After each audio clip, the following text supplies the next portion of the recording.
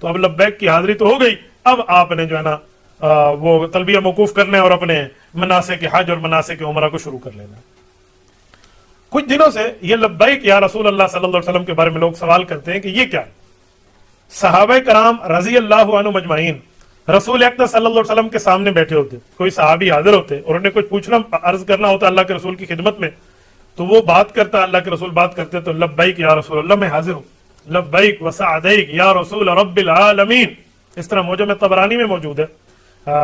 طبرانی الصغیر میں موجود ہے، معجم الصغیر الطبرانی میں، کہ ایک گو اللہ کے رسول صلی اللہ علیہ وسلم کے سامنے آئی اور وہ مردہ گو تھی، تو وہاں کے بنو سلیم کے دیہاتی نے اس کو نیچے ڈال کے کہا کہ اگر یہ ایمان لائی تو میں ایمان لاؤں گا۔